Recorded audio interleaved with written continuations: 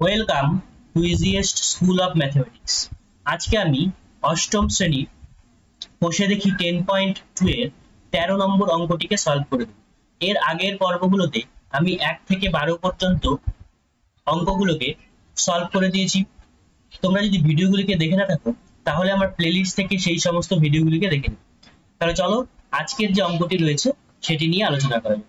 দেখো, 250 জন লোক 50 মিটার দীর্ঘ, 35 মিটার প্রস্থ এবং 5.2 মিটার গভীর একটি পুকুর দৈনিক 10 ঘন্টা কাজ করে 18 দিনে কাটতে পারে।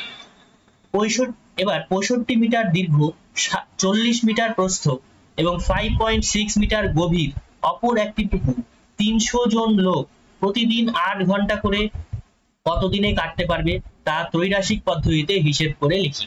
তাহলে এখানে দেখো এতগুলো তথ্য দেওয়া রয়েছে, তার মানে তোমাদের মনে হতে পারে যে এতগুলো কলাম তোমাদের করতে হবে, কিন্তু সেটা কিন্তু করতে হবে না। কারণ এখানে দেখো দৈর্ঘ্য দেওয়া রয়েছে, প্রস্থ দেওয়া রয়েছে এবং উচ্চতা দেওয়া রয়েছে। তার মানে এই তিনটে মিলে আমাদের আয়তন বের করতে হবে।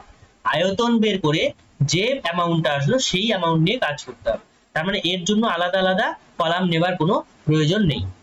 ঠিক আছে, তাহলে দেখো, তাহলে 250 জন লোক এটা হয়ে যাবে আয়তন, এই টোটালটা হয়ে যাবে আয়তন। একটি পুকুর প্রতিদিন 10 ঘন্টা করে কাজ করে 18 দিনে কাটতে পারে। তাহলে দেখো আমরা সমস্যাটা কিভাবে তৈরি করেছি। সবার প্রথমে লিখেছি লোক সংখ্যা। তাহলে লোক সংখ্যা কত? লোক সংখ্যা দেখো বলেছে 250 জন লোক, 250 জন লোক। এবার পুকুর কাটছে কত? 50 মিটার দৈর্ঘ্য, 35 মিটার প্রস্থ এবং 5.2 মিটার গভীর। তাহলে তার আয়তন আমাদের বের করতে হবে। তাহলে আয়তন কত? তাহলে পুকুরের আয়তন দেখো, পুকুরের আয়তন হচ্ছে 50 গুণন দৈর্ঘ্য ইন্টু প্রস্থ ইন্টু উচ্চতা। তাহলে 50 গুণন 35 গুণন 5.2। ঠিক আছে, এবার এটাকে তোমরা কিন্তু গুণ করবে না, গুণ করলে কিন্তু ক্যালকুলেশনটা অনেক লম্বা হয়ে যাবে। এবার সময় কত সময় বলেছে? প্রতিদিন 10 ঘন্টা করে 18 দিনে কাটতে পারে। তার মানে 10 এবং 18, তার সময় হচ্ছে 10 এবং দিন হচ্ছে 18। বোঝা গেছে? এবার লোক সংখ্যায় কি করা হলো? বাড়িয়ে দেওয়া হলো। লোক সংখ্যা কত বলেছে? যে অন্য একটা পুকুর 300 জন লোক নিয়েছে, 8 ঘন্টা করে কাজ করছে। তাহলে এখানে আমরা লিখবো 300, এখানে লোক সংখ্যার জায়গায় 300। কয় ঘন্টা করে কাজ করছে? 8 ঘন্টা করে। তাহলে কত দিনে লাগবে x হচ্ছে ধরি, এবং সেই পুকুরের আয়তন কত সেটা লিখছি। সেই পুকুরের আয়তন কত? 65 × 40 × 5.6, 65 × 40 × 5.6। বোঝা গেছে? তাহলে এবার দেখো লোক সংখ্যা এবং দিনের মধ্যে কি সম্পর্ক। 250 জন লোক যদি একটা কাজ 18 দিনে করে, তাহলে 300 জন লোক একটা কাজ কত দিনে করবে? লোক সংখ্যা যদি বাড়িয়ে দেই তাহলে দিন সংখ্যা আমার কমে যাবে। তাহলে সেক্ষেত্রে কি হচ্ছে? ব্যস্ত সম্পর্ক। তাহলে লোক সংখ্যা এবং দিন সংখ্যার মধ্যে কি সম্পর্ক রয়েছে? ব্যস্ত সম্পর্ক রয়েছে। বোঝা গেল? নেক্সট হচ্ছে পুকুরের আয়তন এবং দিনের মধ্যে। পুকুরের আয়তন যত বাড়বে, এখানে দেখো এত আয়তনের কাজ করতে 18 দিন সময় লাগছে। এবার যদি আমি কোনো কারণে বাড়িয়ে দিই পুকুরের আয়তন, তাহলে পুকুরের আয়তন বাড়লে কি হবে? দিন সংখ্যাও বেড়ে যাবে। পুকুরের আয়তন কমলে দিন সংখ্যাও কমে যাবে। তাহলে এটা কি সম্পর্ক? এটা রয়েছে সরল সম্পর্ক। তাহলে পুকুরের আয়তন এবং দিনের মধ্যে সরল সম্পর্ক রয়েছে, সরল সম্পর্ক রয়েছে। বোঝা গেল? নেক্সট হচ্ছে সময় এবং দিনের মধ্যে। 10 ঘন্টা করে কাজ করলে, দিনে যদি আমি 10 ঘন্টা করে কাজ করি তাহলে কতদিন সময় লাগছে? 18 দিন। এবার আমি 8 ঘন্টা করে কাজ করছি, তাহলে সময় কি লাগবে? বেশি লাগবে, তাই তো? দৈনিক আমি 10 ঘন্টা করে কাজ করলাম, 18 দিনে কাজটা শেষ হলো। এবার আমি যদি 8 ঘন্টা করে কাজ করি, মানে দিনের সংখ্যা আমি কমিয়ে দিচ্ছি, সময়ের সংখ্যা আমি কমিয়ে দিচ্ছি, তাহলে দিনের সংখ্যা কি হবে? বাড়বে, কারণ আমাকে আরো বাড়তি দিন কাজ করতে হবে। তাহলে এখানে কি রয়েছে? তাহলে এটা হচ্ছে ব্যস্ত সম্পর্ক।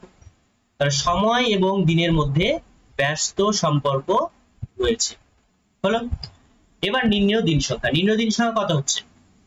x এর উপরে কত রয়েছে? 18, তাহলে 18 লিখছি, ইনটু প্রথমটা হচ্ছে ব্যস্ত সম্পর্ক লোক সংখ্যার সাথে। ব্যস্ত সম্পর্ক মানে যেরকম সিকোয়েন্স ছিল উপরেরটা উপরে, 250 ডিভাইডেড বাই 300, ইনটু পরেরটা কি রয়েছে? পুকুরের আয়তন এবং দিনের মধ্যে সরল সম্পর্ক। সরল সম্পর্ক মানে উল্টে যাবে।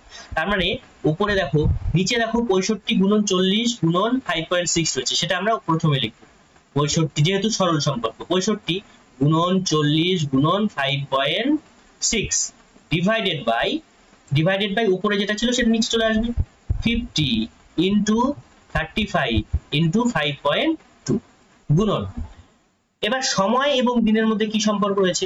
সময় দেখো, সময় এবং দিনের মধ্যে ব্যস্ত সম্পর্ক রয়েছে, তার মানে যেরকম আছে সেরকমই 10/8, উপরে 10 নিচে 8। এবার এটাকে কাটাকাটি করতে হবে, ইকুয়াল টু দেখো আমি 0 0 কেটে দিচ্ছি, ঠিক আছে?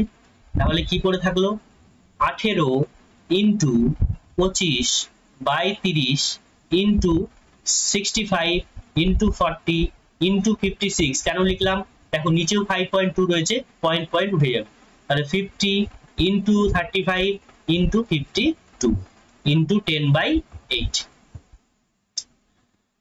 এই শূন্য কেটে গেল। তারপরে দেখো এখানে 10, 3 10 কে 30, 3 6 18, 2 দিয়ে 3 2 6, 2 দিয়ে 4, এই 4 আর এই 4 কেটে গেল। তারপরে দেখো 5, নিচে 5 রয়েছে, 5 13 65, নিচে 35 রয়েছে, দেখো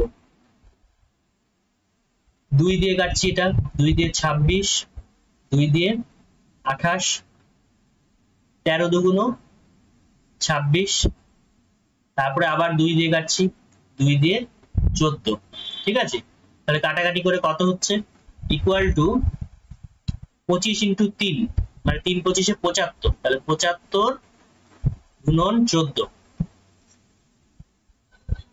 4 5 20, শূন্য হাতে 2, 4 7 28, 2 30 ইন্টু 75 0 5 9 3 10, তার মানে হচ্ছে 1050।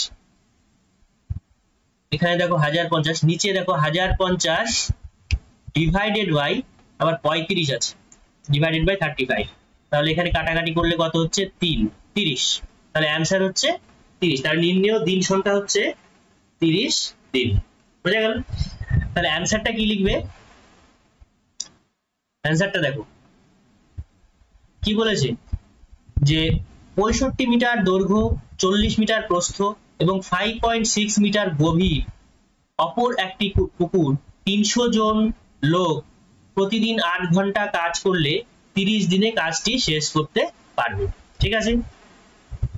তাহলে উত্তরটা তোমরা এভাবে লিখে নেবে। তাহলে অঙ্কটিতে বুঝতে কোথাও সমস্যা হলে অবশ্যই কমেন্ট বক্সে কমেন্ট করে জানাবে, আর ভিডিওটি ভালো লাগলে তোমরা লাইক শেয়ার এবং সাবস্ক্রাইব করবে। Thank you.